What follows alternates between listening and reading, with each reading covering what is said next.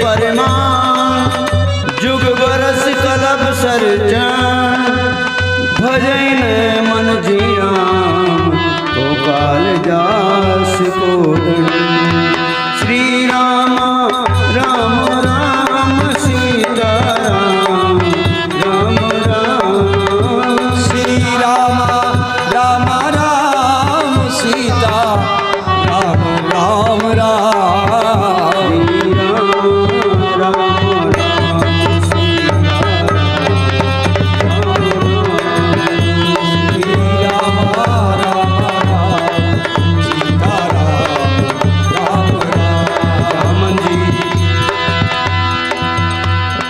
जो ही समुद्र कह करके गया कि प्रभु आपका नाम स्मरण करके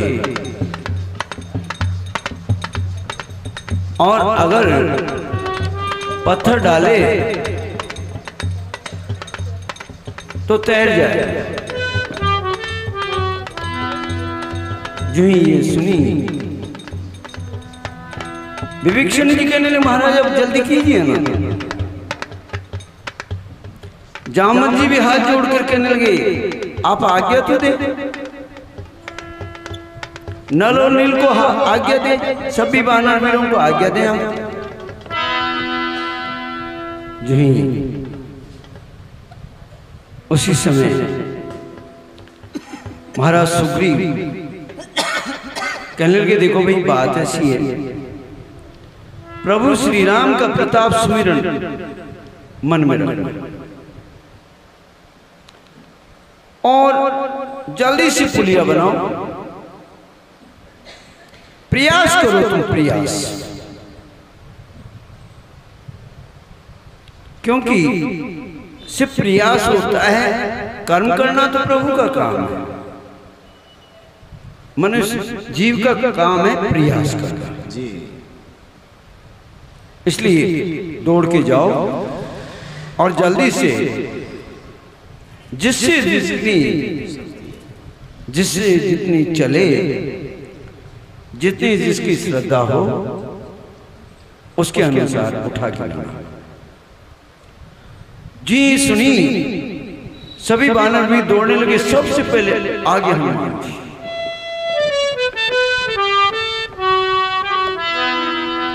क्योंकि प्रभु का काम करने वाला सबसे पहले, फिर तो लग जाते हैं पीछे, लेकिन जो सबसे पहले आगे आता है काम करने के लिए, अर्थात प्रभु के लिए बनानी है। हनुमान जी खुद तो चले गए थे और आ भी गए थे, खुद के लिए थोड़ी कर रहे हैं, प्रभु के लिए कर रहे हैं। सबसे आगे दौड़ करके एक बहुत बड़े पत्थर पे बहुत बड़ी चट्टान थी, सोचने लगे इसे लेके चलूं जिससे बहुत दूर तक जगह घेर ली गई। जो ही उसके हाथ लगाया, पीछे से एक आवाज आई, ए हनुमान सुनो। हनुमान जी ने देखा ये कौन आवाज दे रहा भाई। हाँ, क्योंकि कोई भी कर्म करो दूसरे के लिए पीछे से आवाज जरूर आएगी। कोई भी शुभ कर्म करने के लिए, दूसरे के लिए, परमार्थ के लिए कर्म करो, पीछे से आवाज आएगी ये क्या कर रहा है,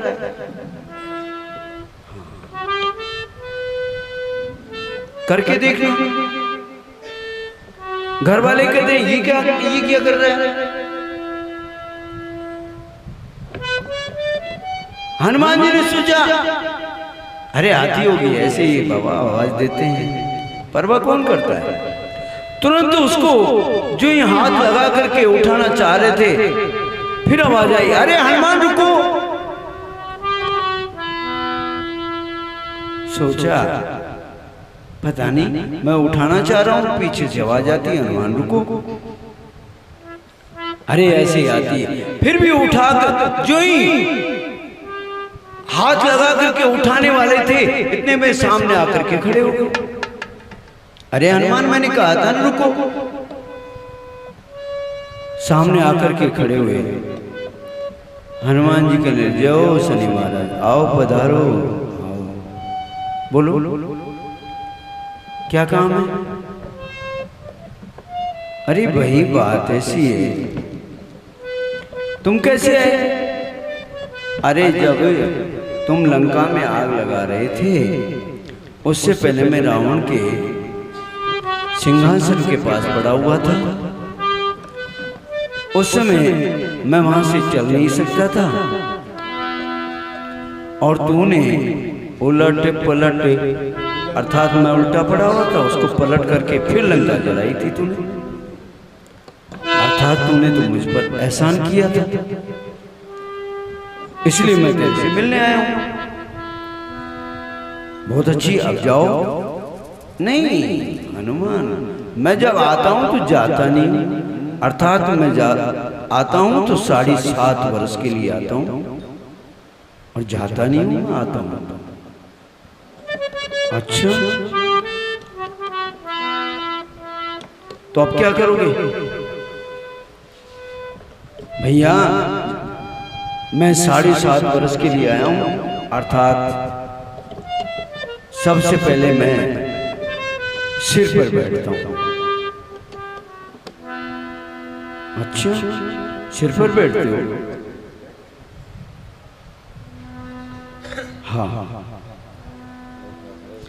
क्योंकि मैं जिस पर नजर डालता हूं शनि भगवान तो शनि भगवान है।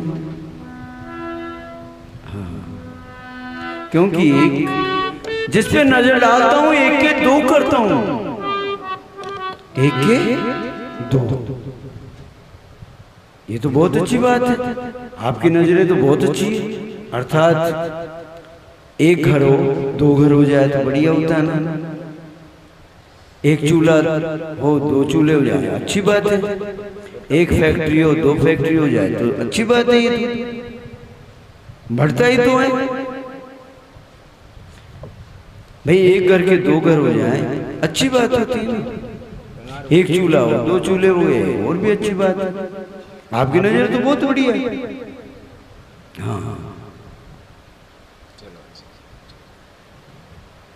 एक बार क्या हुआ कि एक मार साहब थे। मार साहब तो मार साहब ही होते हैं। कभी जिंदगी में ना तो कोई व्रत किया, ना कोई दान किया, ना कोई पूजा की, एक ही काम करते थे भाई। लिखा हुआ है कि विद्या का दान करता है वो भी बहुत बड़ा दानी होता है। उन्होंने सुना था, पढ़ा भी था, तो विद्या का दान करते थे वो। और अपनी तनख्वाह लाते थे और चुपचाप उसमें रख देते थे, क्योंकि मार साहब तो मार साहब ही होते ना। अर्थात कैलकुलेशन अच्छा लगाते हैं, कम से कम खर्चा करना।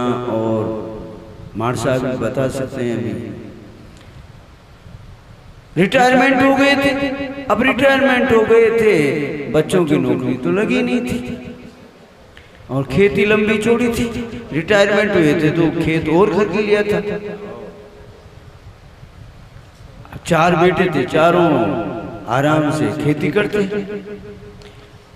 एक पंडित जी रोजाना आटा मांगने आते थे। मार साहब ने कहा अरे पंडित जी यार, मैंने मेरी जिंदगी में कुछ नहीं किया यार, कोई छोटा सा कोई उपाय बता दो ना मोक्ष पाने का। अच्छा देखो खर्चा नहीं होना चाहिए। हाँ ठीक है, एक काम किया करो, एक लोटा पीपल के पेड़ में डाल दिया करो सुबह नहा करके। हाँ ठीक है, ये तो बढ़िया है, डाल दो। लोटा पानी तो डालना है। रोज मार साहब जाते हो, लोटा पानी। थोड़े दिन हुए तो क्या हुई, उस पीपल में से एक आवाज आने लगी, ए भाई मैं तेरे घर आऊंगा। मार साहब डर गए, पता नहीं कौन बोल रहा है।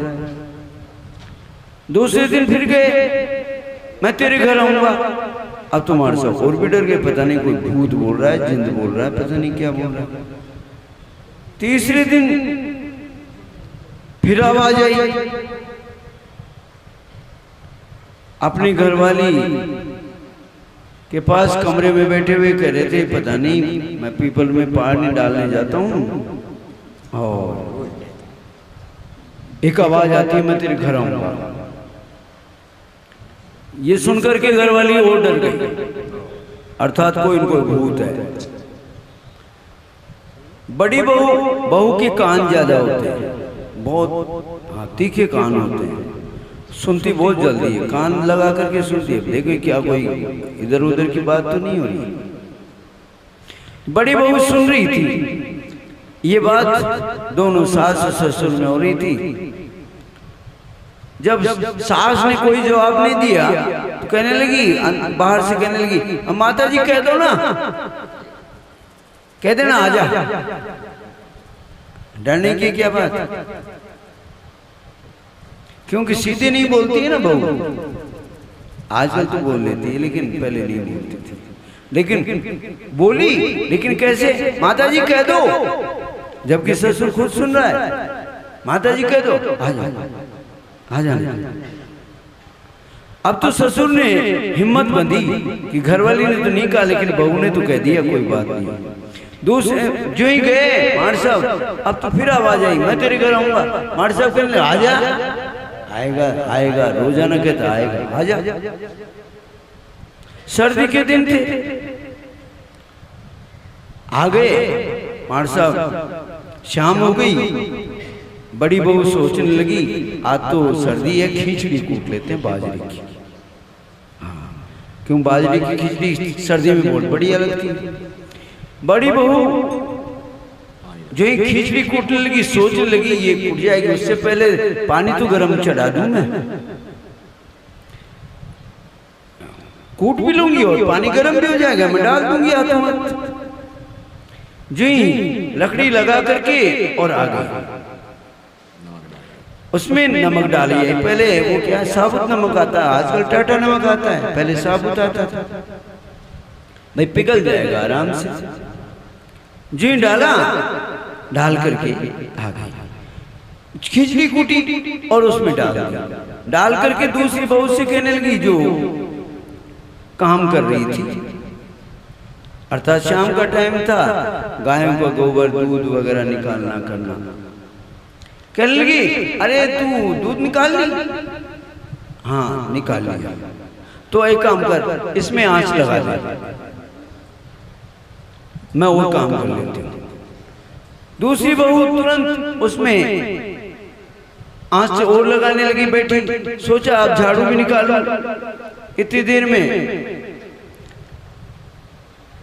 तीसरे नंबर की अपने बच्चे को दूध पिला रही थी, कहने लगी तू दूध पिला रही है, यहाँ बैठ जा ना, इसमें आंच लगाती रहे, मैं मेरा काम कर लूं। जो ही उठने से पहले नमक डाल करके चली गई, पिघल जाएगा। जो ही आकर के वो दूध पिलाने वहां बैठ गई, उसमें आंच लगाती रही। जब बच्चे ने दूध पी लिया तो सोचा नहीं बहू आई थी, हाँ अभी काम पे लगी नहीं थी। सोचा तू वहां पे तो बैठी रहती है चुपचाप, यहाँ आंच ही तो लगानी है, यहाँ बैठ जा, मैं थोड़ा सा काम कर लूं, फिर अंधेरा पड़ जाएगा, दिखेगा नहीं। नमक डाल करके तीसरी ने भी, क्यों भाभी जी ने नमक नहीं डाला हुआ, कह करके अब उसको नहीं बहू को बिठा दिया। बहू ने देखा आंच लगाते हुए, शायद नमक नहीं डाला होगा, हिलाती रही और नमक डाल दिया। अब सबसे जब खिचड़ी बन गई तो बनी, और सबसे पहले बुजुर्ग को ही डाली जाती है, भाई आराम से खा पी करके सो जाएंगे सर्दी के अंदर। मार साहब को खिचड़ी डाली और रखी आई। जी मार साहब ने पहला निवाला लिया, सोचा क्या बात है, जो कह रहा था ना वो आ गया। अरे आज तक तो नहीं हुआ, खैर कोई बात नहीं। खा लो, एक दिन नमक खा लेंगे तो क्या फर्क पड़ जाएगा, खा लो चुपचाप। मार साहब ने खाया, थोड़ा सा खाया, इतने में बड़ा बेटा आ गया खेत में से, आजा बेटा आजा, इसी में आजा। हाँ, क्योंकि बाप हमेशा अपनी झूठन इसलिए खिलाता है कि मेरे गुण इसमें आ जाए। झूठन खाने से प्रेम बढ़ता है। हाँ जी, बड़ा बड़ा पुत्र आया, उसको बिठा लिया। पिताजी तो उठ गए, मार साहब उठ गए, लेकिन अब दूसरा भाई आया, अरे मैं खा रहा हूं, आजा, इसी में आजा। अब जब बड़ा खा रहा है, मार साहब खा रहे थे तो बड़े को कैसे नमक लगेगा, जब बड़ा खा रहा है तो छोटे को नमक कैसे लगेगा? कहेगा मेरे को तो लगा नहीं, तेरे को लग गया नमक। चुपचाप सबने जो ही खाया, देखो आपस में खाते हैं ना, बड़ा प्रेम बढ़ता है। जो ही हाँ एकता होती, प्रेम बढ़ता है। आजकल भाई भाई नहीं खाते, पिता और पुत्र नहीं खाते, आजकल तो प्रेम बढ़ता है। एक दूसरे के गुण एक दूसरे में आते हैं।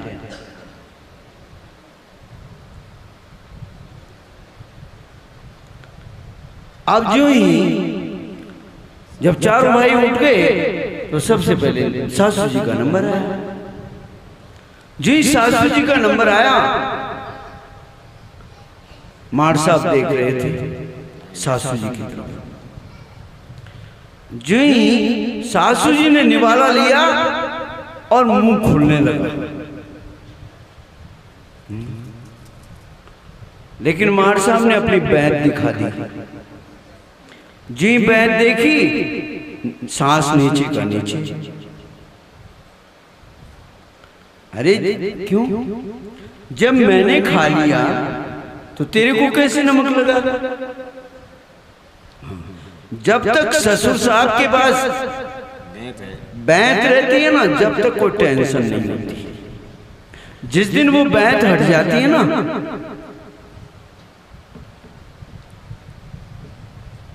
बस अब तो जो ही सासू जी ने कुछ खाया और चुपचाप। क्यों मार साहब समझ गए थे, वो आ गया जो कह रहा था ना आऊंगा। अब तो चारों बहनें एक साथ ही बैठ गई, एक ही थाली में। जो ही थाली में बैठी और सबने एक एक निवाला लिया। कहने लगी अरे बाप रे, आज नमक। एक कहने लगी मैंने भी डाला था, मैंने भी डाला था। चुपचाप खा लो। सब खा पी करके सो गए। जो कहने वाला था कि मैं आऊंगा, उसने सोचा यहाँ तो कुछ हुआ ही नहीं। अरे क्या लेना देना। जहां सुमति तह संपत्ति नाना, जहां सुमति है अर्थात अच्छी बुद्धि है, अपने आप संपत्ति आती रहती है। और जहां कुमति अर्थात बुद्धि, बुरी बुद्धि प्रवेश करती है, मैं अपने आप शनि महाराज के नंगे हनुमान, मैं एक के दो करता हूं। अच्छा दो करते हो? सिर पे बैठे हुए कहने लगे मैं एक के दो करता हूं। हनुमान ने कहा मेरे को ऐसे कहानी मत समझाओ, मेरे को इस पत्थर पे डाल के बताओ। क्यों? हनुमान तो बुद्धिमान है ना, सोचा है ये पत्थर मेरे से उठा नहीं था, मोटा ज्यादा है, मैंने सोचा कि भाई उठा ले, नहीं उठा था इसीलिए, नहीं तो इतनी देर में तो उठा लेता कब कहीं। पीछे से आवाज आ रही थी, मुझे क्या मतलब था। कहने लगे अच्छा शनि भगवान इससे पत्थर पे नजर डाल के बताओ मेरे को, मैं जब देखूंगा एक के दो कर देते हो। जो ही शनि भगवान ने उस पर नजर डाली, जो ही नजर पड़ी उस पत्थर के दो टुकड़े। अब तो हनुमान जी सोचने लगे ये तो बढ़िया काम हो गया, अब तो हल्का हो गया। जो ही पत्थर पे हाथ लगाया, शनि भगवान सिर पे बैठे। कहा था मैं तो सिर पे बैठता हूं जिसके भी, क्यों शनि भगवान आकर के सिर पे क्यों बैठते? सिर पे बैठते ही थोड़ा सा स्क्रू ढीला कर देते हैं, काम सोच अलग सब अपने आप ही बदल जाती है। ठीक है, उसी समय हनुमान जी ने तुरंत कि शनि भगवान और कुछ करे उससे पहले उठाया और जय श्री राम करके और सिर पे पत्थर रखा। सिर पे कौन बैठा है? शनि भगवान। पत्थर किसके सिर पे? शनि के ऊपर। शनि भगवान गए, ओ हनुमान ये क्या कर रहा है? ये क्या किया तूने? नीचे उतर, नीचे नीचे फेंक। देखो शनि भगवान एक बार अगर रख लिया ना तो उसको मैं नहीं पट। अरे मेरे दर्द हो रहा, पागल है क्या तू? हाँ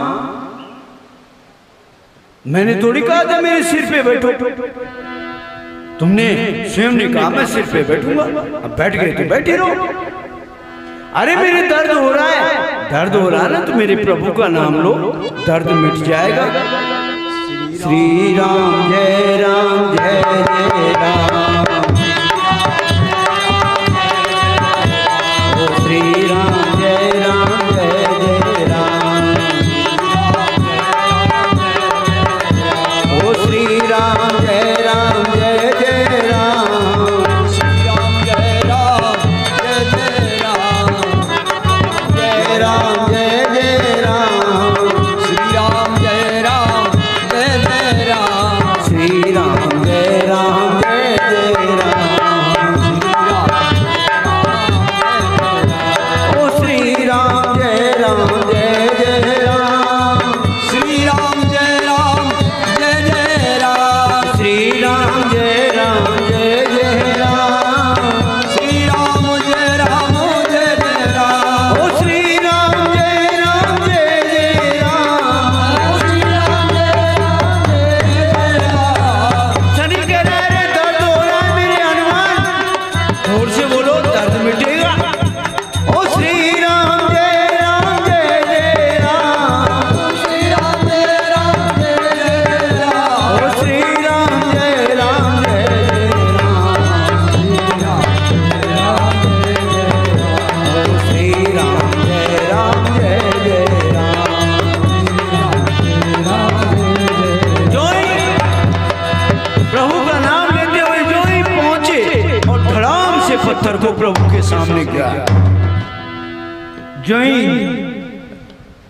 पत्थर नीचे गिरा और शनि भगवान भी, क्योंकि कभी जिंदगी में पत्थर थोड़ी रखा था। शनि भगवान तो औरों के पत्थर रखते हैं, खुद के सिर पे थोड़ी रखा था। कभी घायल से हो गए थे, ये मालूम नहीं लगा कब हनुमान नीचे गिराएगा, खुद भी नीचे, जो ही नीचे गिरे और बेहोश। प्रभु के सामने जो ही शनि भगवान बेहोश हुए, अरे अरे ये क्या किया हनुमान तूने? पानी लो, पानी लो, पानी डाला। जो ही पानी डाला होश है। जो ही शनि भगवान हाथ जोड़ कर प्रभु मुझे बचाओ। देखो शनि जो परमार्थ में लगता हो, जो परमार्थ का कार्य करता हो, उसके कभी मतलब ना हो। नहीं तो जैसा हनुमान ने तुम्हारे साथ किया ना, वैसा हाल तुम्हारा होगा। नहीं लगूंगा, नहीं लगूंगा। हाँ। अर्थात जो भी अगर शनि भगवान से डरता है, परमार्थ का कर्म करे, कभी शनि भगवान मालूम है शनि भगवान किसके लगते हैं? शनि भगवान जैसा कोई देवता नहीं, कोई ग्रह नहीं है ऐसा शनि भगवान जैसा। बस शनि क्या चाहते हैं कि जो तुम्हारे आश्रित हैं, जो तुम्हारे से अर्थात जैसे माँ और बाप बूढ़े हो गए, आपके आश्रित हो गए, आपके जो छोटे हैं, आपकी पत्नी हैं, आपके पुत्र हैं जो छोटे हैं, अर्थात आपके आश्रित हैं, अगर उन आश्रितों को, आपका नौकर है, आपके आश्रित हैं, अगर उन आश्रित के ऊपर थोड़ा सा भी अत्याचार आपने किया तो शनि भगवान के दंड से तुम नहीं बच सकते। अगर तुमने, परमार्थ किसको कहते हैं? परमार्थ का मतलब ये नहीं दान करना और धर्म करना, वो ये बताना कि देखो मैं कितना बड़ा दानी हो गया, देखो भंडारा चल रहा है। उसका तो भंडारा वो ठिकाने लगा देते हैं। क्यों? आश्रित अर्थात मां तुम्हारे आश्रित थी, उसको तो रोटी नहीं, तुम भंडारा लगा रहे हो। बाप को रोटी नहीं, भंडारा लगा रहे हो दुनिया को दिखाने के लिए। माँ के पास ओढ़नी साबुत नहीं और माता जी को चुनरी पहरा रहे हो। आ जाओ, शनि कहते आ जा, मैं निपटा दूंगा तेरे को।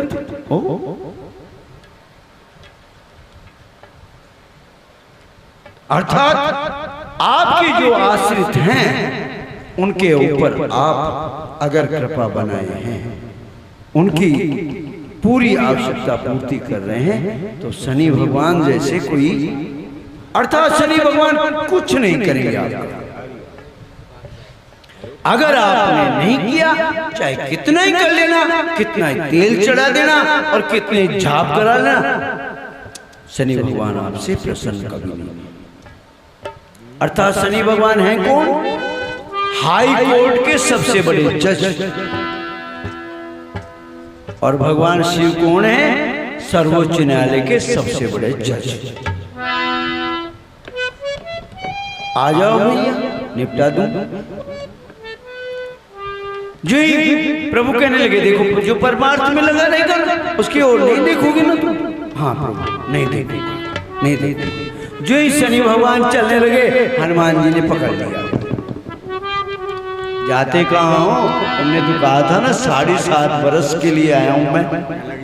अभी तो एक ही पत्थर लाए थे, अभी तो बहुत सारे लाए, अभी तो एक ही। नहीं हनुमान नहीं, हनुमान नहीं। क्यों? मैंने थोड़ी बुलाया था तुम्हारे को, तुम खुद आए थे, खुद आकर के बैठे थे, मैंने आपको निमंत्रण तो दिया ही नहीं। अरे हनुमान तू वीरों का वीर है। वो तो हूं, उसमें क्या कहने का मतलब क्या है? जा, मेरा जो तेल है वो तेरे चढ़े हैं, कड़वा तेल मेरे क्यों? मुझे नहीं चाहिए कड़वा तेल।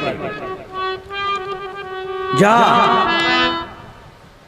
अगर तू वीरों का वीर और राजाओं का राजा तेल होता है चमेली का, अगर चमेली का तेल तेरे चढ़ाएगा, जा मैं उसकी तरफ, और जो परमार्थ में लगा रहेगा मैं उसकी तरफ नहीं देखूंगा। कह करके जो ही हनुमान तो वहां से, जो ही शनि भगवान तो वहां से चल दिए। अब तो अति उतंग गिरी पाद पली उठाए, आने दे नल मिलई तेरा चेत से तू बना। सभी वानर वीर खेल खेल में ला रहे, और जो ही नल और नील को देते हैं और नल नील उन्हें छोड़ देते हैं प्रभु का नाम लेकर के। उसी समय अब प्रभु बैठे थे, क्या क्या कोई काम नहीं। अब जब मान लो कोई काम नहीं हो आदमी के पास, तो क्या करे?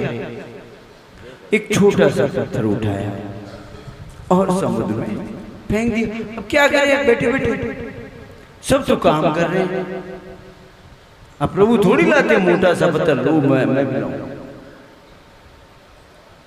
एक छोटा सा पत्थर उठाया और फेंक दिया। जामन जी जो थे वो देख रहे थे, क्योंकि जामन जी तो इंजीनियर थे ना। इधर लाओ, इधर इधर सीधी चलो। ये अर्थात इंजीनियर की नजर सब जगह होती है। इंजीनियर तो काम थोड़ी करता है, नहीं, नजर होती है सिर्फ। नजर थी जामवंत जी सबसे बूढ़े थे,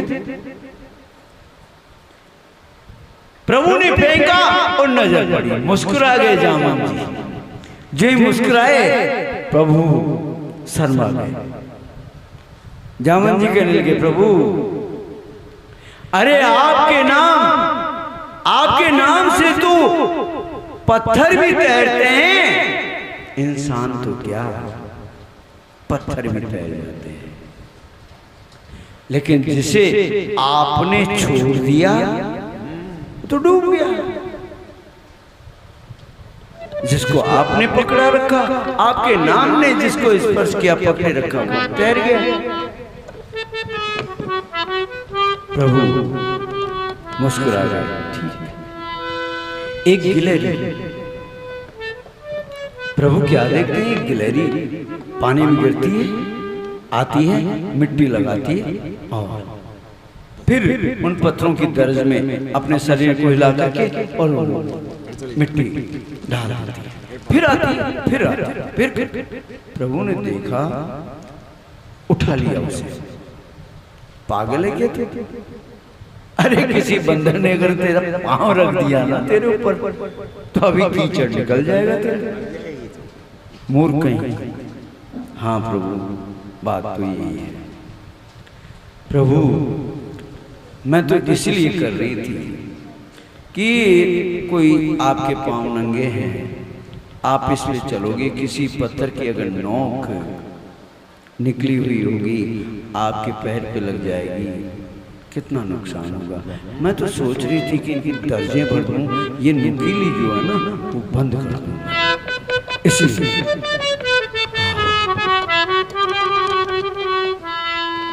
आज कितनी सोच है, क्योंकि प्रभु ने बानरों को ही और इनको ही क्यों लिया?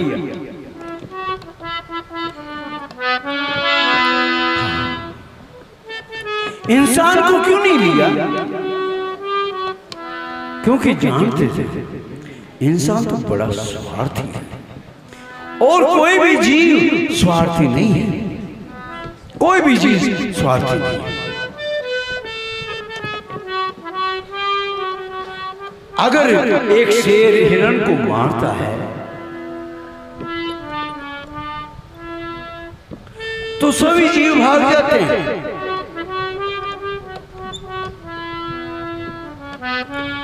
लेकिन सिंह उतना ही मारता है जितना उसको पेट भरना होता है, उससे ज्यादा नहीं मारता। लेकिन इंसान तो बरसों तक नहीं, हाँ नहीं, अपनी 7 पीढ़ियों तक का जुगाड़ करने का चक्कर में लग जाता है। जानवर तो बस इतना सही जुगाड़ करता है, आज पेट भर गया, दैट्स ऑल, खत्म।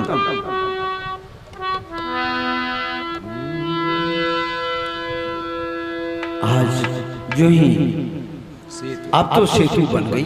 अरे हनुमान नल नील जन्म के पूरे आफंडी, हनुमान नल नील जन्म के पूरे आफंडी, हनुमान नल नील जन्म के पूरे हैं आफंडी, हनुमान नल नील जन्म के पूरे आफंडी।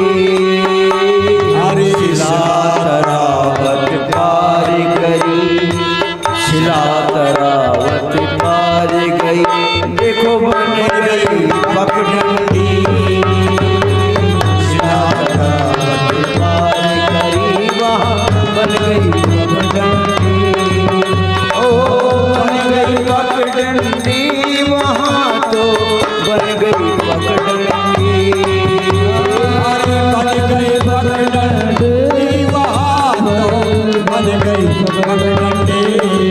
अरे नाम लेने से तर गए पापी,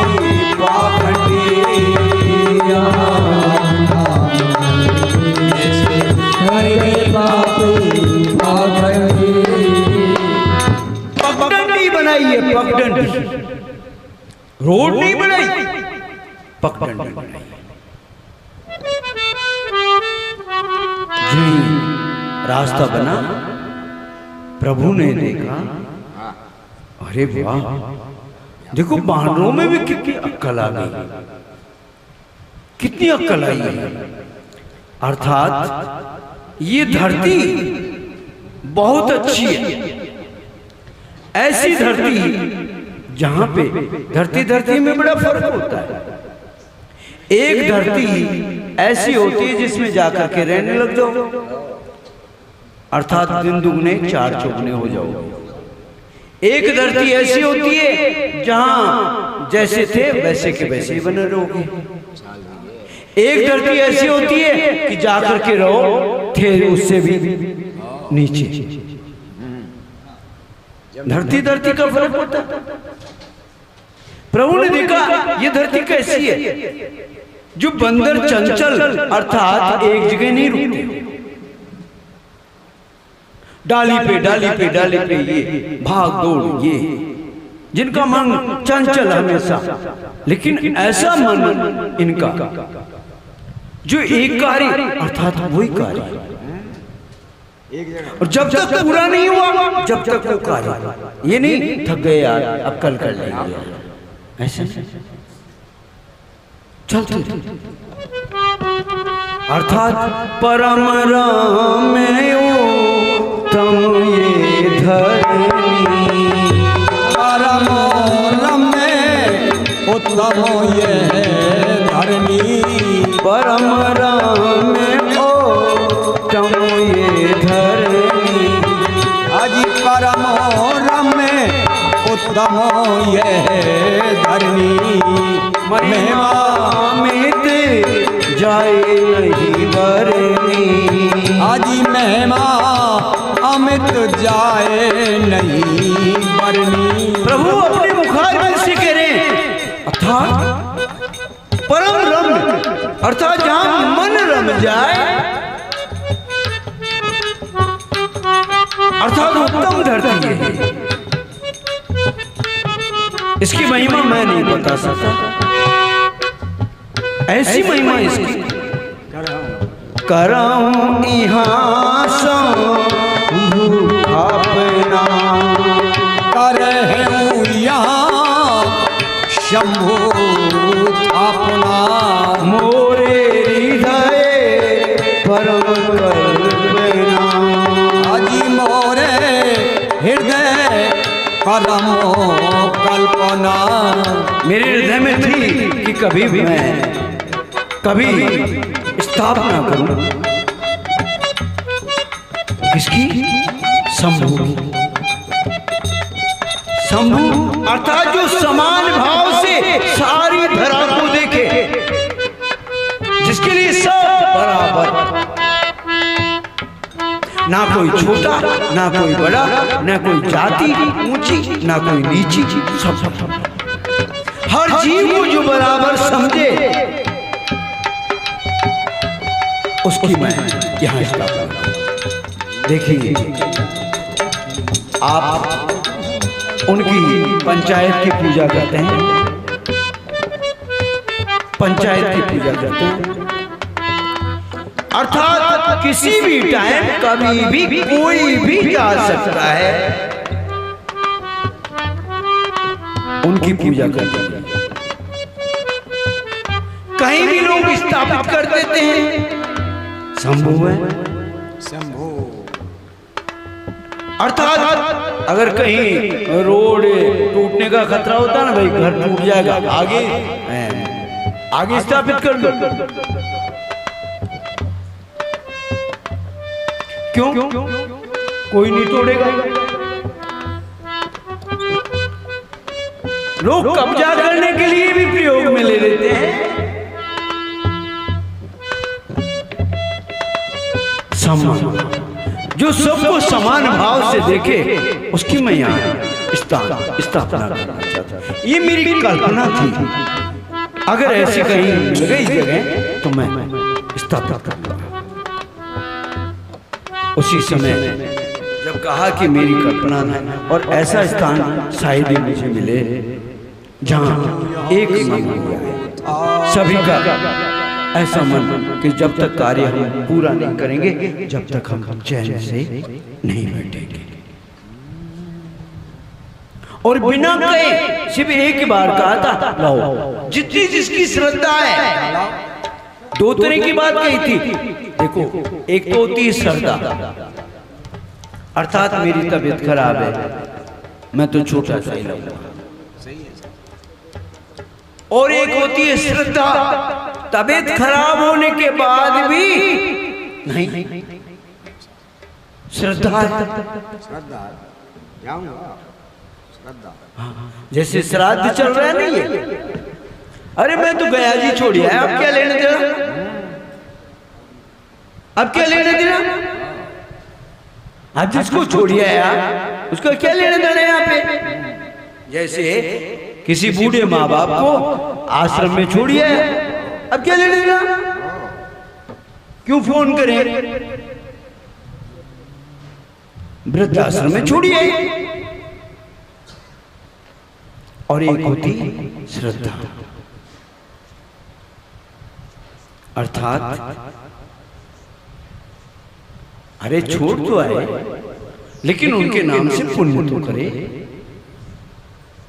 ऐसा समझे कि यार वो 10 लाख रुपए का माल देकर के गए थे, अब कोई बात नहीं, 1% ब्याज नहीं तो कम से कम 100 में से 1 रुपए का 1 पैसा तो ब्याज लगा दे। उनके बाबा साल में एक बार क्या फर्क पड़ता है, अरे कम से कम 1000 रुपए तो खर्च कर दें उनके नाम से। श्रद्धा है, ये तो इसे कहते हैं श्रद्धा। ये कहा था जिसकी जितनी श्रद्धा हो लाओ वही पत्थर, अर्थात मैं यहाँ शंभू की स्थापना। अब सभी बादल भी कहने लगे, महाराज जामन जी कहने लगे, भाई देखो ऐसा है, मैं कि मुनियों को और पंडितों को बुला के लाओ, क्योंकि भगवान शंभू की स्थापना तो बिना पंडित जी के कैसे होगी। अब जैसे मान लो किसी की स्थापना करनी हो, अर्थात किसी का इलाज करना हो, सिर में दर्द होता हो किसी के, तो सिर वाले डॉक्टर को ही बताना चाहिए ना, पैर वाला डॉक्टर क्या करेगा उसका, अर्थात सिर के डॉक्टर को। किसी के हार्ट में प्रॉब्लम है तो हार्ट के डॉक्टर को ही बताओ ना, स्पेशलिस्ट को। तुम देखो कि सिर वाला डॉक्टर कर देगा हार्ट का इलाज, ऐसे थोड़ी हो सकता है। अर्थात स्थापना करनी है, ऐसे पंडित जी को बुलाओ जिनका डायरेक्ट कांटेक्ट होता है। अगर माता जी की स्थापना करनी है तो माता जी के उसको ही बुलाओ। राम जी की स्थापना करती है, राम जी के उसको ही बुलाना चाहिए। ये नहीं ओ माता जी वाला राम जी की भी स्थापना कर देगा, ये कोई बात थोड़ी है। अर्थात स्पेशलिस्ट को बताते ही होता है। एक कहने का हाँ बिल्कुल सही बात है, अरे रावण जैसा कौन हो सकता है, स्पेशलिस्ट है भगवान भोलेनाथ सा, इससे ज्यादा कोई हो नहीं सकता, उससे ज्यादा नहीं हो सकता। कह दिया, कह दे तो कह दे साहब, स्पेशलिस्ट है, इसमें कौन सी कमी है। तुरंत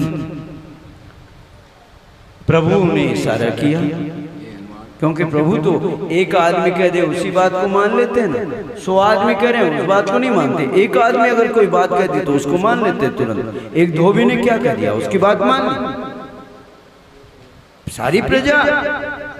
कल एक धोबी का है, कल दूसरा कहेगा, तीसरा कहेगा, चौथा कहेगा, क्या फायदा, एक ही मान लो ना, बात बंद।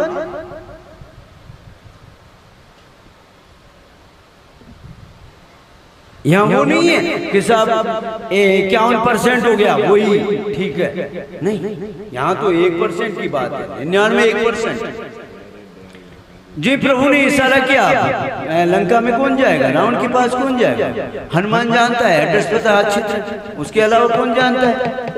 जो हनुमान जी को इशारा किया तुरंत पहुंचे। जा करके, अब उनसे ज्यादा ज्ञानी कौन हो सकता है हनुमान जी से ज्यादा। जी रावण के महल के सामने खड़े हुए, जाकर के भोलेनाथ की जय बोलिए, जय जय शंकर भोलेनाथ की जय। रावण बाहर निकला, कौन? मैं। क्या चाहिए तेरे को? वो अयोध्या के महाराज दशरथ के पुत्र राम अपने दुश्मन पर विजय प्राप्त करने के लिए भगवान शंभु की स्थापना करना चाहते हैं, इसलिए आपको बुलाया है।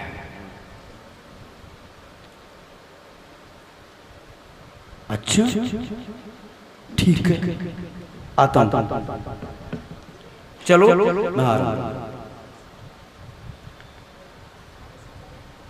अगर किसी ने बुलाया है जाना चाहिए, अगर नहीं बुलाया फिर तो कोई बात नहीं, लेकिन अगर किसी ने न्योता दिया है और फिर नहीं जाए, ये तो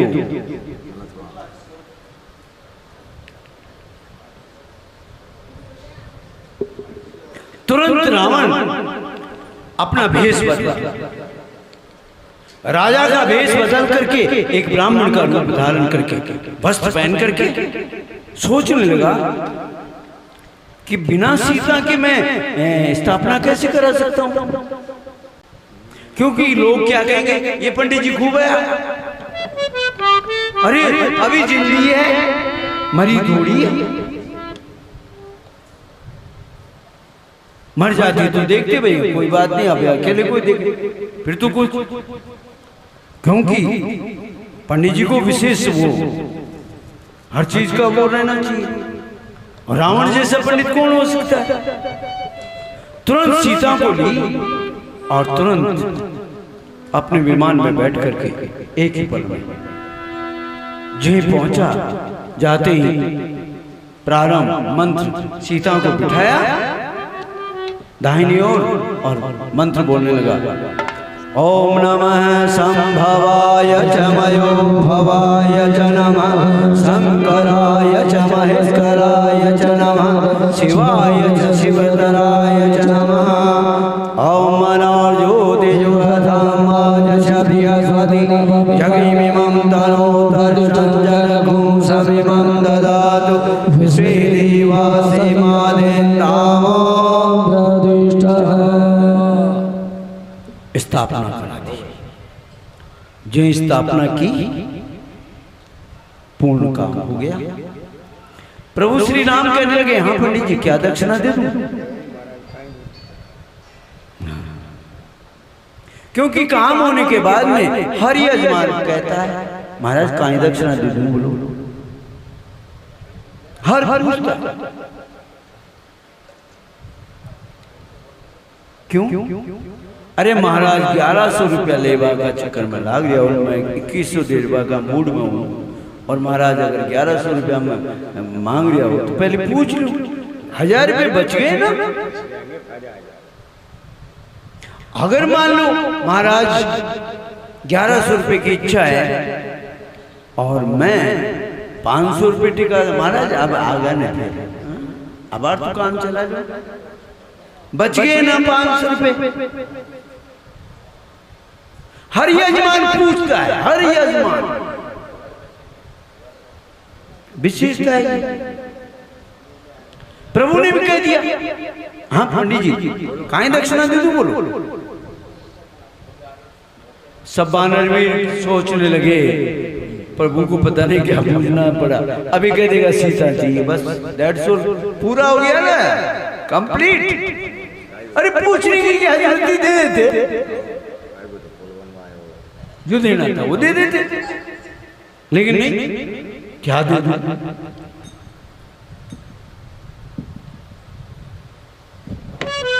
जी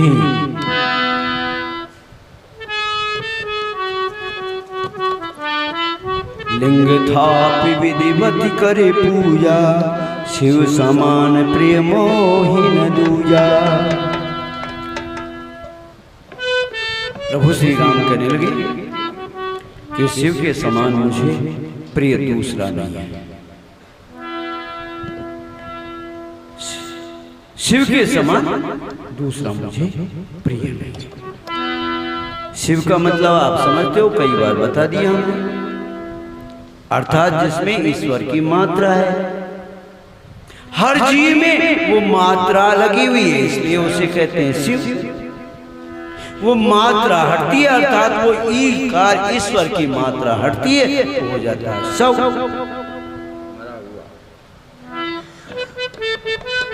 इसीलिए तो कहा है शिवोहम शिवोहम शिवोहम शिवोहम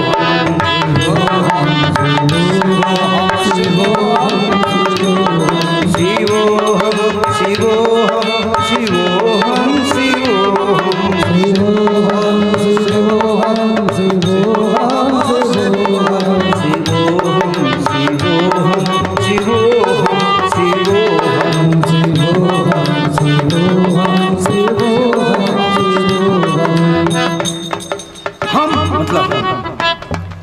मैं नहीं, हम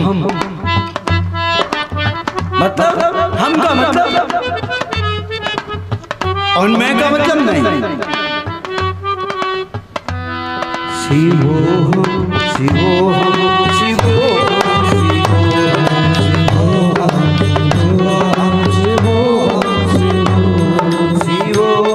शिवोहम शिवोहम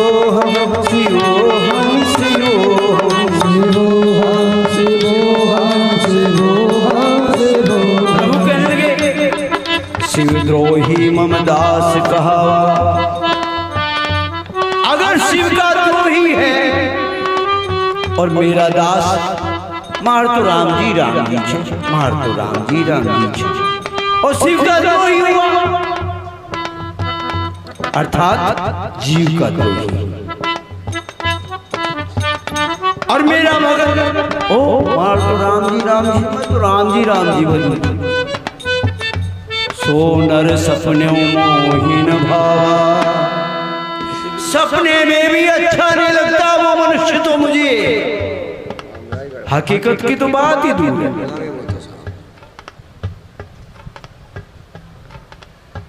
शंकर विमुख भगति जय मोरी। हाँ, अभी शंकर कौन है?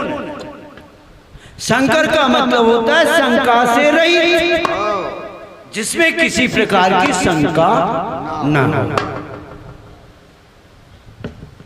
अर्थात गुरु उसे कहते हैं जिसमें किसी प्रकार की शंका नहीं है।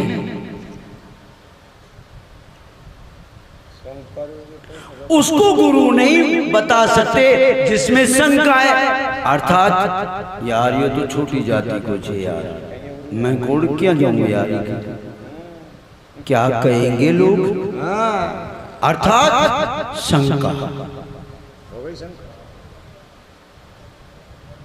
क्यों भोलेनाथ को शंकर क्यों कहा गया? अर्थात उनमें कोई शंका नहीं है। कोई भी आओ, कोई भी आओ, जल चढ़ाओ, किसी को मना, कभी भी आओ, किसी भी समय आओ, कोई शंका नहीं कि ऊपर छत होनी चाहिए। हाँ, धूप में कोई शंका नहीं, आने तो धूप आती है। शंकर विष्णु भगवान का मंदिर बनाओ, पहले छत डालो, उसके बाद में स्थापित करो। अरे मां उनका मंदिर बनाओ, अरे बाद में डलती रही बाबा, टिका दो।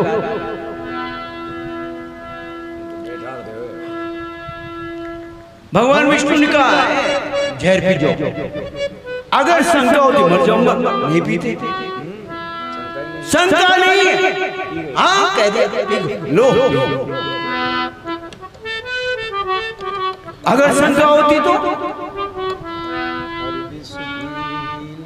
कह रहे हैं शंकर प्रिय, अर्थात जो शंका से दूर है, जो शंका जिसमें नहीं है,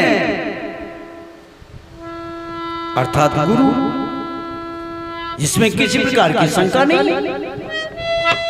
शंकर प्रिय मम द्रोही शिव, और मेरा भी प्रिय हो जाए, अर्थात मेरे तो गुरु महाराज हैं, और मेरा भी राम जी हैं, गुरु महाराज हैं राम जी। और शंकर प्रिय मम द्रोही शिव, और अगर शिव अर्थात जीव का द्रोही बन जाए तो क्या होगा?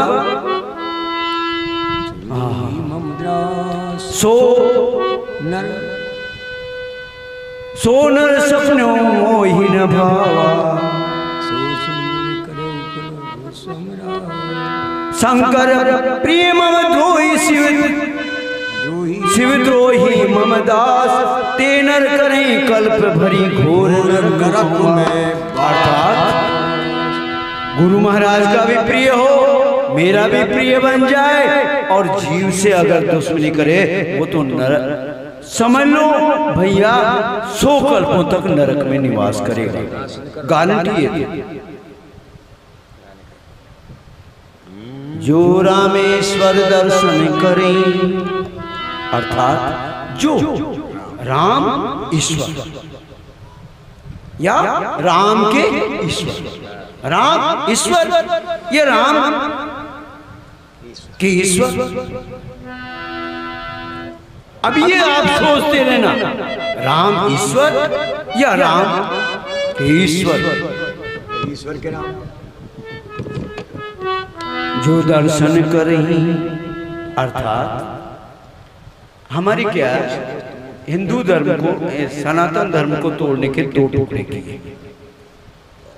कैसे 2 टुकड़े किए? एक हो गया वैष्णव धर्म और एक शिव संप्रदाय और वैष्णव संप्रदाय, 2 संप्रदाय हो गए। जैसे 2 ग्यारस होती है ना, एक वैष्णव एकादशी और एक, ये तोड़ने की एक साजिश है। एक बार क्या हुआ कि हरिद्वार में हो गया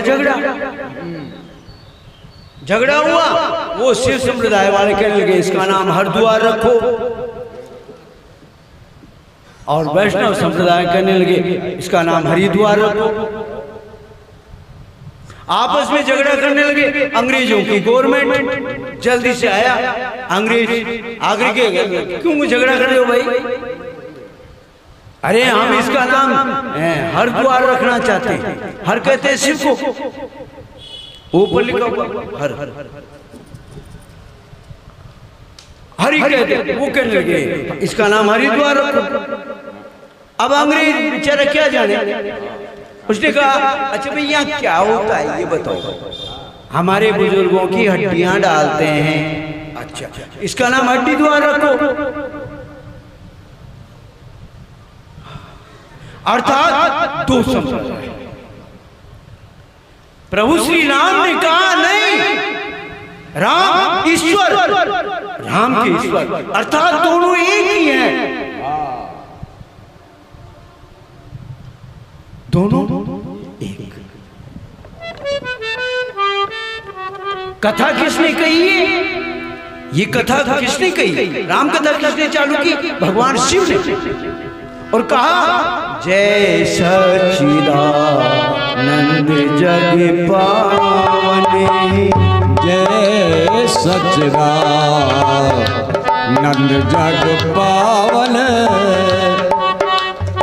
जब वन में घूम रहे थे, हाय सीधी सीधी करते, और भोलेनाथ और सती कथा सुन करके कुंभ ऋषि के आई, और कुंभ ऋषि भगवान भोलेनाथ के मुंह से क्या निकला? जय सच्चिदानंद। अस कहे चले प्रभु श्री राम के लिए, अर्थात सच्चा। आज ये क्या कर रहे हैं प्रभु श्री राम? जय रामेश्वर दर्शन करही, अरे जय रामेश्वर दर्शन करही, ते तनु तरी मम लोक सिधरही, ते तनु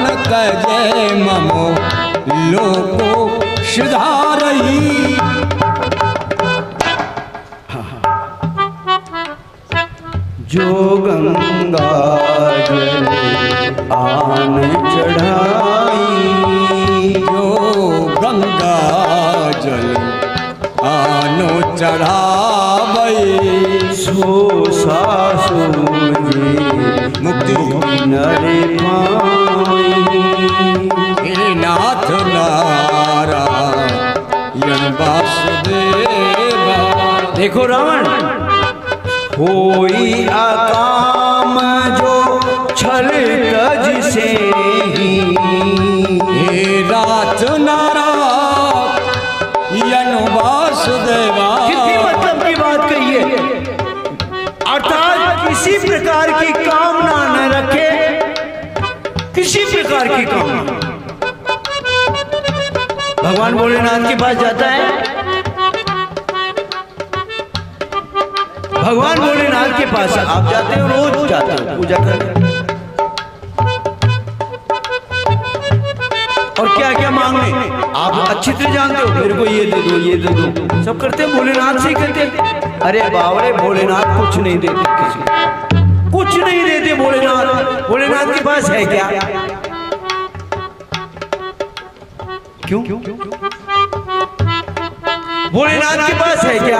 एक तुम्बी, एक डमरू, एक त्रिशूल है क्या? बताओ, कुछ है? अरे पहनने को कपड़े तक नहीं है जिसके पास, और उससे मांगने जा रहे हो। अरे धन धन भोलेनाथ तेरे तेरे कौड़ी नाया खजाने में, और 3 लोग बस्ती को बसाया, पर आप बसे वीराने में। क्या है भोलेनाथ के पास, बताओ। अरे अगर किसी के पास मान लो धन हो, उसके पास तो जाकर के मांग ले भाई, दे दे पैसे। और जिसके पास 2 रुपए 2 टके तो नहीं है, और उसके को और पैसे कहां से देगा? हाँ, देखिए भोलेनाथ बीच में बैठे होते और चारों तरफ पंचायत बैठी होती है ना। अगर भोलेनाथ से कहते हैं, ए धन बुद्धि दे दो, मुझे बुद्धि दे दो। अब पंचायत में सरपंच तो भोलेनाथ है ना, चारों तरफ पंचायत बैठी,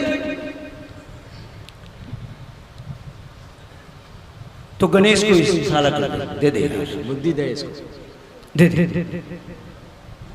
क्यों? बुद्धि तो गणेश के पास है,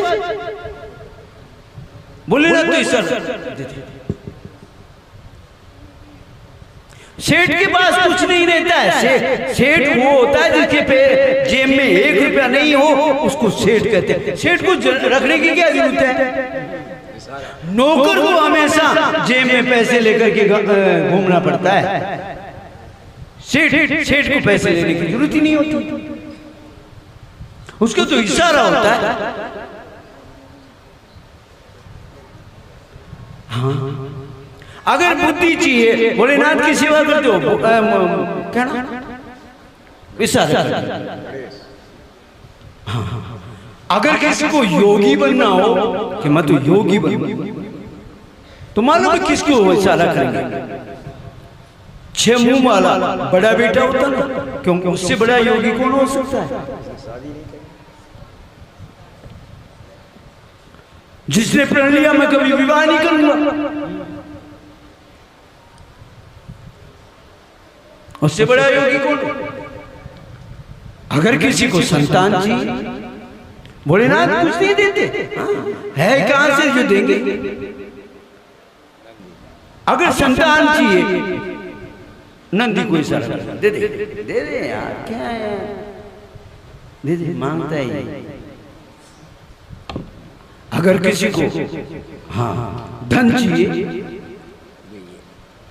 अर्थात भोलेनाथ के पास बिल्कुल कुबेर बैठा रहता है। अंदर जाकर के देख लेना, आपको कहीं मिलेगा नहीं, कुबेर अंदर है। अभी जाकर के देख लेना अंदर, कुबेर भी सर क्या, हाँ ये रोज मांगता है, दे दे थोड़ा सा। अगर किसी के दुश्मन ज्यादा बढ़ गए, वीरभद्र वहीं बैठा रहता है। वीरभद्र ऐसा है जो सती के पिताजी को नहीं बख्शा, इशारा कर लगा दे ठिकाना। अगर किसी को सौभाग्य चाहिए पार्वती से दे दे आई क्या दे दे। खुद के पास कुछ नहीं है, सिर्फ इशारा करते हैं। अब आप लोग जो पैर छूते हो ना सबके, एक बात बताओ, अगर मान लो पंचायत में बैठे वो लोग, पंचायत का मतलब है आपसी में विचार विमर्श, यही होता ना आपसी में विचार विमर्श का मतलब पंचायत। अकेला रहे तो अलग बात है, और सिर्फ पंचायत बोलते हैं। तो ये बात बताओ, आप सबके पैर छूओगे, अब इनमें बताओ कौन छोटा है कौन बड़ा है कोई बड़ा कोई छोटा है? अर्थात अगर तुमने उसके पैर छू लिए तो वो कहेगा अच्छा मेरे पैर नहीं छुए इसने। अरे तुम्हारे घर में आ जाए कोई और आकर के छू ले, फिर देखो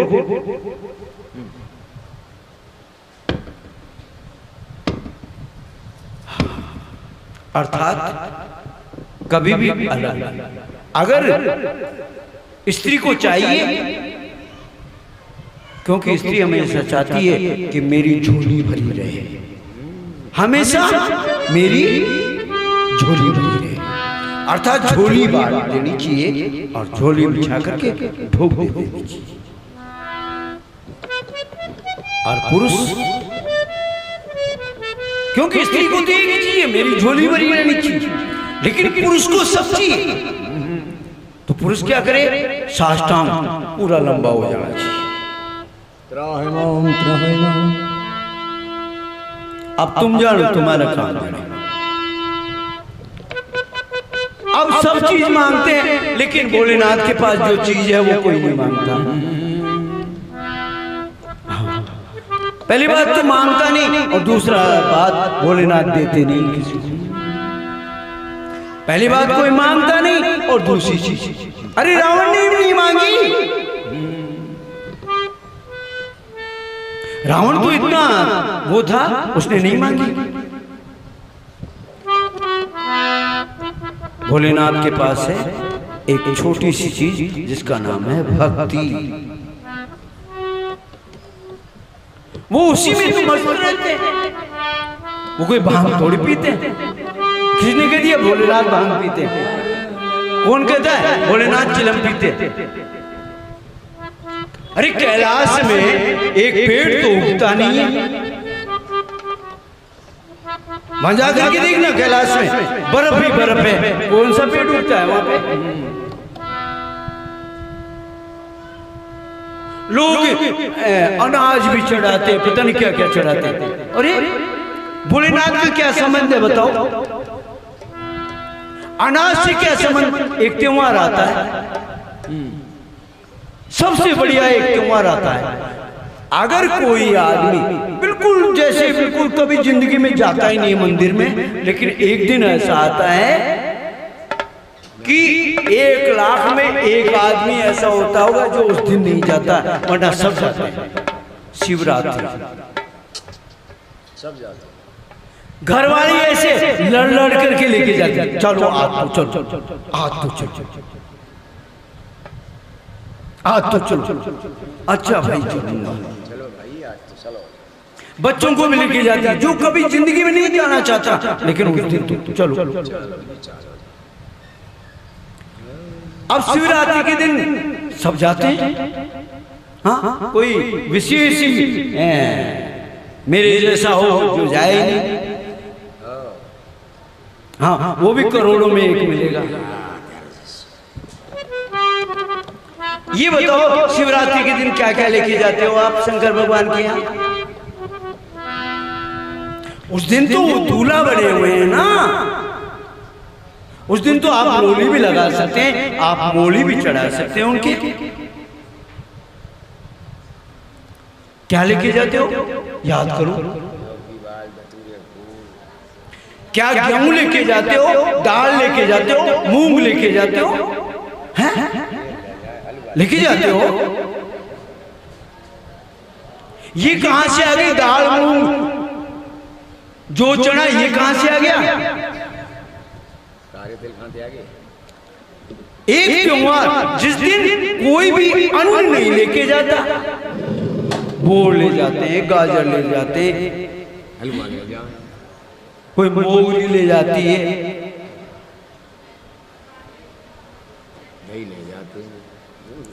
जबकि वो उस दिन दूल्हे हैं। अरे दूल्हा तो यार अन्न खा सकता है उस दिन तो।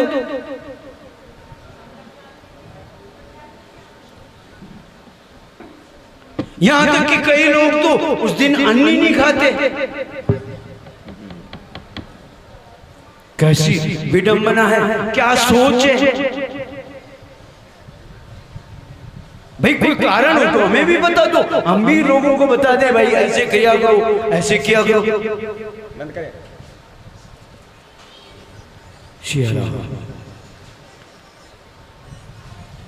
अर्थात हमारे धर्म को तोड़ने की बहुत साजिश चल रही है, बहुत साजिश। तोड़ डालो। क्यों? क्योंकि एक ऐसा यही तो एक धर्म है जिसमें हमेशा कंफ्यूजन है। अपने आप को स्मार्ट क्या करें? क्योंकि वेदव्यास जी ने 18 पुराण लिख दिए। अब कोई एक ही होती जब तो मान लेते।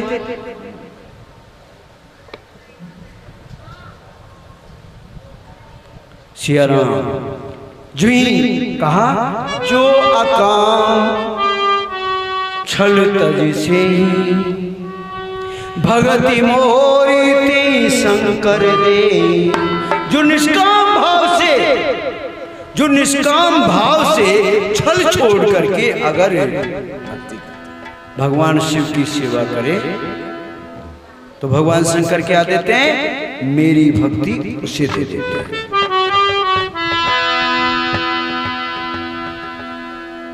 यही ये बात कही, रावण सोचने लगा मैं तो जीवों का हमेशा दुश्मन बना रहा, अर्थात मैं तो चाहता था कि मोक्ष मिल जाए। अर्थात प्रभु ने तो पहले निकाल दिया कि शिव द्रोही है तू।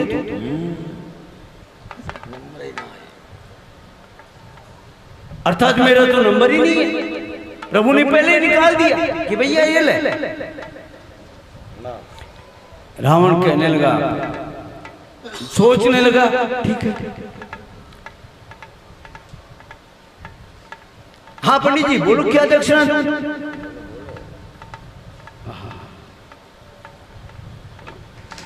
कहने लगे प्रभु आपने कहा वो मैं समझ गया, लेकिन मुझे तो सिर्फ आपके हाथों से मोक्ष चाहिए।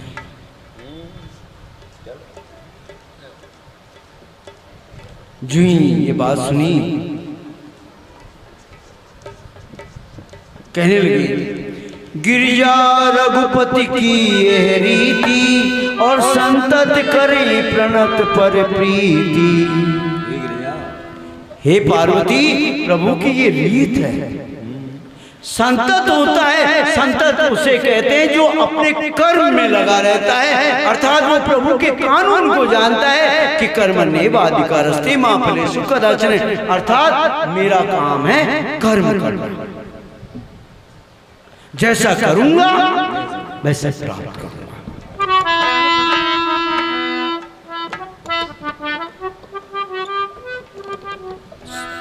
संत उसे कहते हैं जो जिसमें सभी प्रकार का संशय अंत हो गया, लेकिन एक इच्छा रह गई मोक्ष चाहिए। लेकिन संतत कभी भी मोक्ष नहीं चाहता। संतत कहता है क्योंकि कबीर ने कहा, कबीर हमेशा काशी में रहे, हमेशा काशी में रहे, और काशी में मरने से मोक्ष प्राप्त होती है। कबीर ने कहा अगर मेरे कर्म ऐसे हैं, अगर मेरे कर्म तो काशी में क्यों मरूं? अर्थात वहां से 10 किलोमीटर दूर चले गए और अंतिम समय आ गया। कुटिया अंतिम समय आ गया। अब मुसलमानों ने कहा नहीं, हम तो इसको गाड़ेंगे। हिंदू कहने लगे हम तो जलाएंगे। दोनों आपस में विवाद। संध्या हो गई। अब संध्या में न तो गाड़ते और न जलाते। कहने लगे अच्छा सुबह निर्णय करेंगे। रात निकल गई। रात सुबह देखा, कुटिया में देखा तो बॉडी पता नहीं कहां चली। वो मृत्यु लाश ही मालूम नहीं कहां चली गई। क्यों? अर्थात उन्होंने सिद्ध किया अपने कर्म अपने साथ होते हैं। परमात्मा कुछ नहीं करता। परमात्मा ने एक ही किया है, तू कर्म कर, जैसा करेगा वैसा तुझे प्राप्त होगा। अरे कर्म किए जा फल की इच्छा मत कर इंसान, और जैसा कर्म करेगा तो वैसा फल देगा भगवान। जैसे अरे भगवान तो उनके साथ थे, पांडवों के साथ। अंतिम क्या हुआ पांडवों का? बर्फ में गलना पड़ा। अर्थात अगर मृत्यु आती है एक पल में आ जाए ठीक है, लेकिन बर्फ में दब करके तो पता नहीं कितना टाइम उसे ठंडा होना पड़ेगा, फिर मृत्यु आएगी। अर्थात तड़पना पड़ा। एक धरती के लिए युद्ध किया था। अरे धरती उसकी रहे, उसकी रहे। कौन लेके गया धरती को आज तक? कोई उठा के ले गया? हाँ। भगवान कृष्ण थे, वो तो भगवान थे ना। जब गए और जाकर के धृतराष्ट्र से मिले और गांधारी से मिले। गांधारी ने कहा कृष्ण एक बात बताओ, अरे मेरे 100 पुत्र थे, उनमें एक भी अच्छा नहीं था क्या? अरे एक तो बचा लेते। जिससे मैं चीरहरण हो रहा था तो एक पुत्र ने ऑब्जेक्शन उठाया था कि अच्छे नहीं है, उसे तो बचा लेते तुम, लेकिन तुमने 100 के 100 को जय श्री राम कर। जाओ, मैं तुम्हें श्राप देती हूं, अपने परिवार को अपने आंखों के सामने, और तुम्हारा भी यही हाल होगा अंतिम दिन। आज प्रभु ने यही कहा। देखो गिरिजा रघुपति की यह रीति, संतत कर ही प्रणत पर प्रीति। अर्थात जो संतत होता है, अर्थात वो अपने कर्म के ऊपर लगा रहता है कि मुझे कर्म करना है। तो गिरा हुआ अधम से अधम होगा, अधम से अधम, उसके ऊपर भी प्रेम करेगा, उससे भी प्रेम करेगा, उसको कहेगा कोई बात नहीं। इस प्रकार सेतु बंधा और सारी सेना पल्ली पार गई। रात को विश्राम किया। रावण अपने सभी को लेकर के और ऊंचे आसन पर बैठा हुआ। उसी समय प्रभु ने अपने तीर से उसके मंदोदरी के कुंडल काट डाले और रावण का छत्र नीचे। सुनकर के देख करके वो कहने लगा कोई चिंता की बात नहीं। प्रभु ने फिर भी अंगद को भेजा, लेकिन उसकी समझ में, क्योंकि वो चाहता था मुझे मोक्ष, जिसे मालूम हो जाए कि मुझे ये चाहिए, वो क्यों वो करेगा। लेकिन कह दिया था संतत, अर्थात कर्म कर, वैसे मोक्ष नहीं दूंगा, कर्म कर। रावण को ही कहा कर्म कर, अर्थात तू मेरे सामने युद्ध कर। ऐसे मोक्ष में किसको देता हूं? मैंने किसी को नहीं देता, तू कर्म कर। और अपने परिवार से, संसार से जो ही जो सोया हुआ था कुंभकर्ण उसको भी जगाया और प्रभु के सामने भेजा। कुंभकर्ण जब नीचे गिरा एक ज्योति निकली प्रभु के समा गई। मेघनाद भी आज अपने पिता को जब मेघनाद धरती पे गिरा तो सभी कहने लगे वाह वाह जननी मेघनाद की मां, तुझे धन्य है जो तेरी कोख से ऐसा पुत्र उत्पन्न किया, ऐसा पुत्र जिसने जीते जी कह दिया पिताश्री को, पिताश्री मैं हूं, मैं युद्ध करूंगा, आनंद लीजिए। धन्य है वो जननी जिसने ऐसा पुत्र उत्पन्न किया। आज मेघनाद को मरने के बाद में रावण टूट गया था, युद्ध किया और अंतिम में रावण भी प्रभु के एक ज्योति निकली, रावण के नाभि में जो ही तीर लगा एक ज्योति निकली प्रभु में समा गई। ये देख करके और मंदिर रोती हुई आई।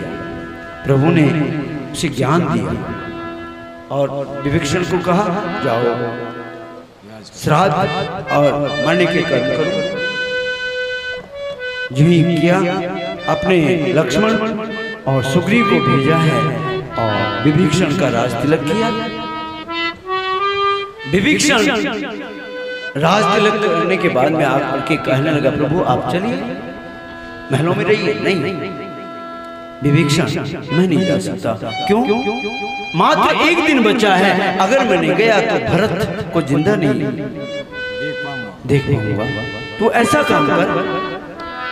उसी समय सीता को लेकर के वानर वीर आए हैं, विभीषण लेके आया है। आते सीता से कहा है सीते तुम अग्नि में परीक्षा दो। सीता ने कहा है लक्ष्मण तुम मेरे धर्म के भाई बन जाओ और अग्नि प्रज्वलित करो। लक्ष्मण ने अग्नि प्रज्वलित की है। सीता उसमें जो मायावी सीता थी वो समा गई और जो भक्तिमय सीता थी वो बाहर निकल।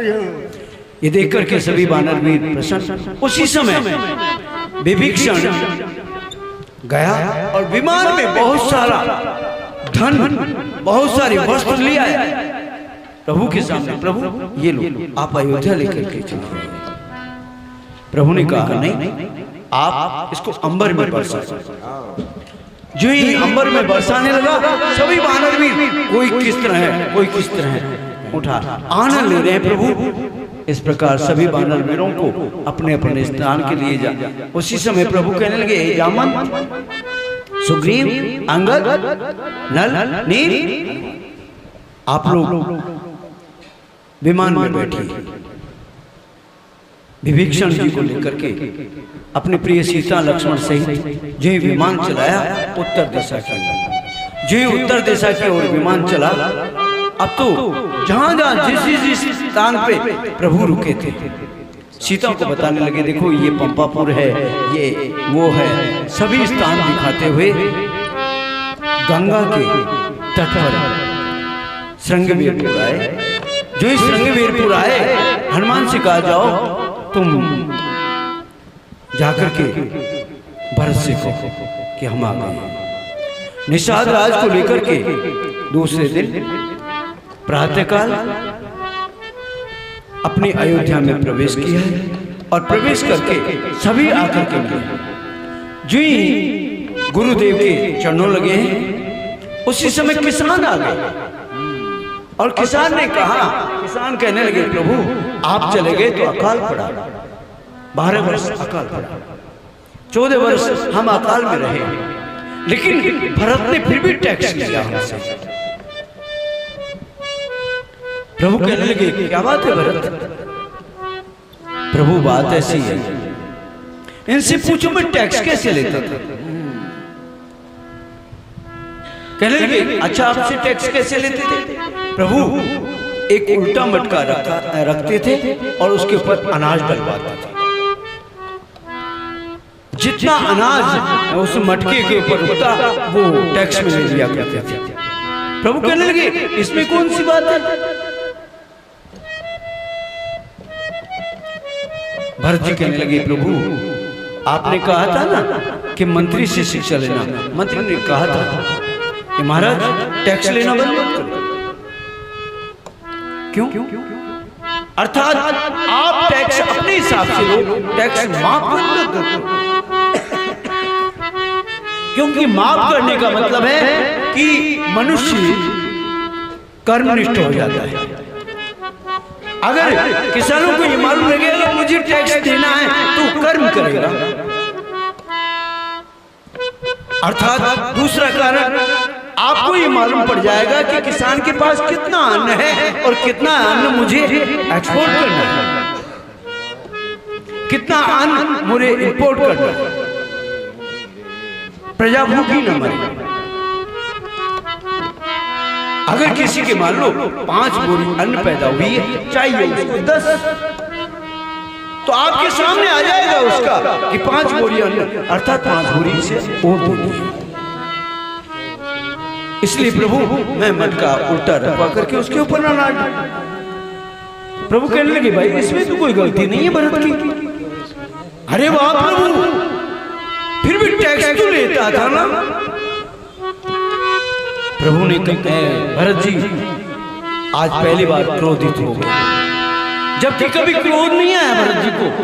और कहने लगे किसानों आज के बाद तुम हमेशा रोते रहोगे, हमेशा ये कहोगे आपके इतना नहीं हुआ, आपके ऐसा हो गया नहीं तो इतना होता, आपके ऐसा हो गया इतना होता, हमेशा हमेशा रोते रहोगे।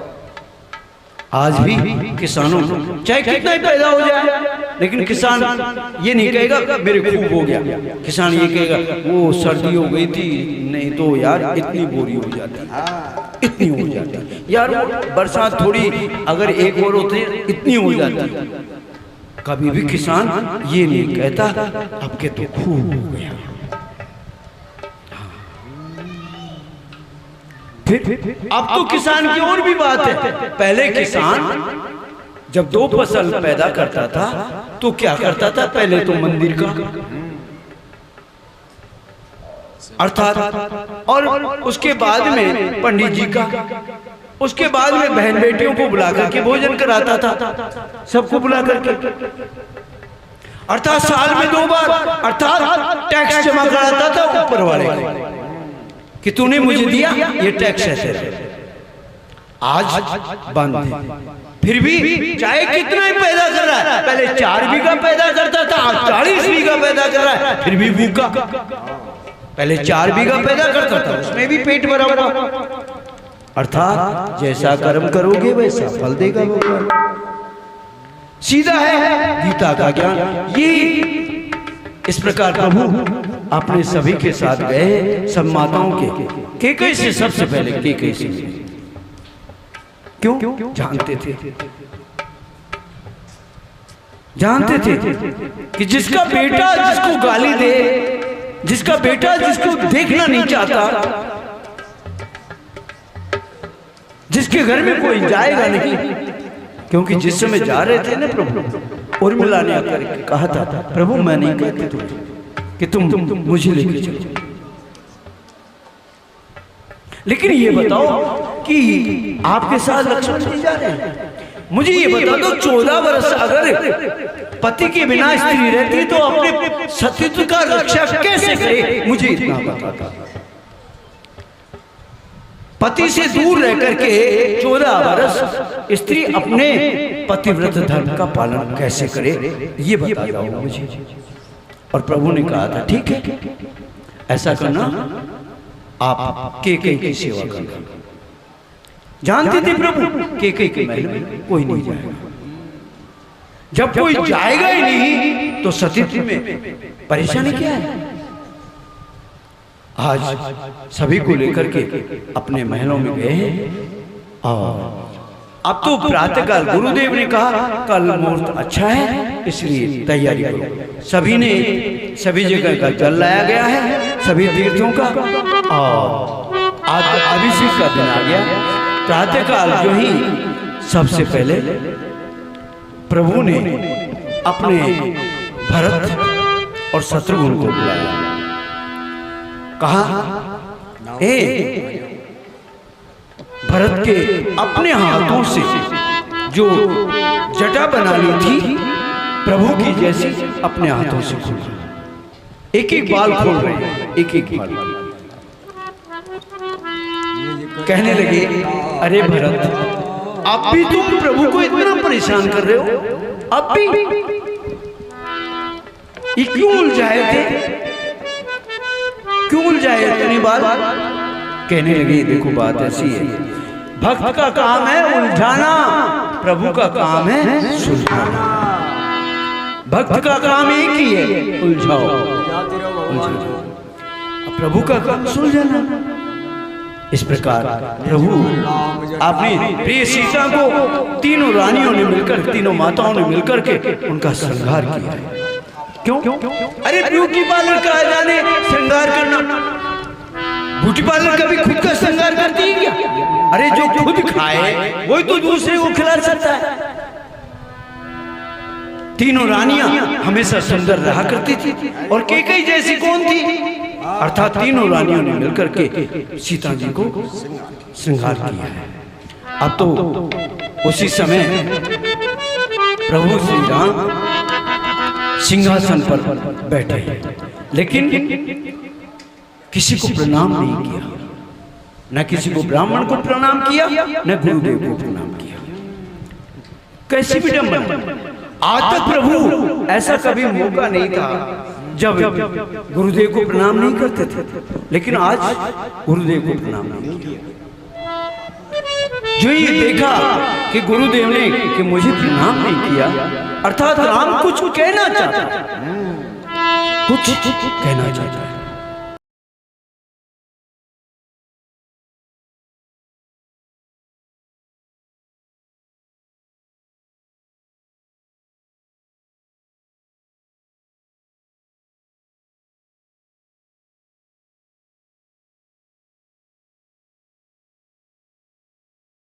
क्या मेरा अयोध्या का ये सिंहासन जिसमें चरण पादुकाएं रखी थी वो मेरी लायक है? आज ये बात देख करके कि राम ने मुझे प्रणाम नहीं किया, अर्थात गुरुदेव समझ गए, और समझते ही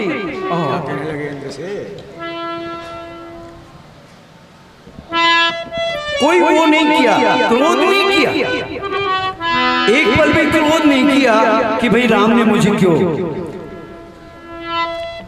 प्रभु मिलो की मुनि मन अनुरागा, प्रभु मिलो को मुनि मन अनुरागा, तुरंत दिव्य सिंहासन मांगा, सिंहासन मांगा। अनुराग में गुरुदेव प्रेम ने बोला कि आज राम मुझे कुछ कहना चाहता है। अनुराग प्रेम में भर गए कि राम मुझे कुछ कहना चाहता है, इसीलिए तो प्रणाम नहीं किया। अपने तपोबल से कहने लगे, इंद्र मुझे दिव्य सिंहासन चाहिए मेरी तप बल की ताकत से, जो मैंने तपस्या की उसके लिए सिंहासन दे। तुरंत सिंहासन आया। कैसा? रवि सम तेज सो गरनी न जाई, रवि सम तेज सो बरन नाय जाई, सूर्य से भी अधिक प्रकाशमान बैठे राम द्विजन सिर नाई, हाजी बैठे राम द्विजन सिर नाई। प्रभु जो ही सिंहासन को हटा करके वो सिंहासन रखा। अब तो जो ही गुरुदेव ने कहा राम बैठो। कैसे? बैठे राम सिर नाई, हाजी बैठे राम द्विजन सिर नाई।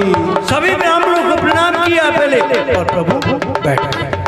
जो ही बैठे उनके बाएं ओर सीता जी बैठी। अब तो आनंद। ओम स्वस्ति न इंद्रो वृधिस्रवाः स्वस्ति न पूषा।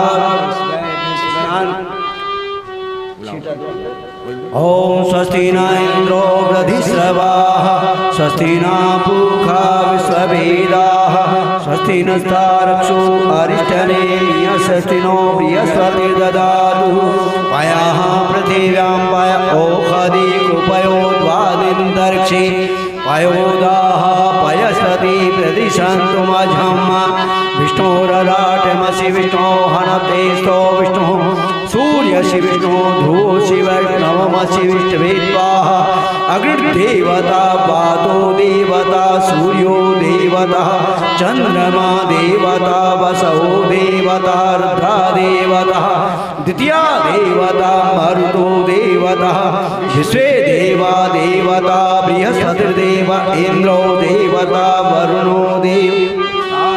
ओम द्यौः शान्तिरान्तरिक्षं शान्तिः पृथिवी शान्तिरापः शान्तिरोषधय शान्तिः वनस्पतये शान्तिः विश्वे देवाः शान्तिः ब्रह्म शान्ति सर्वगुण शान्ति शान्तिरेव शान्तिः सामा शान्तिरेधि शुभ शान्तिर्भवतु सर्वाभीष्ट शान्तिर्भवतु। यही पहले अभिषेक जिसके सिर पे रखते हैं उससे पहले अभिषेक करना चाहिए।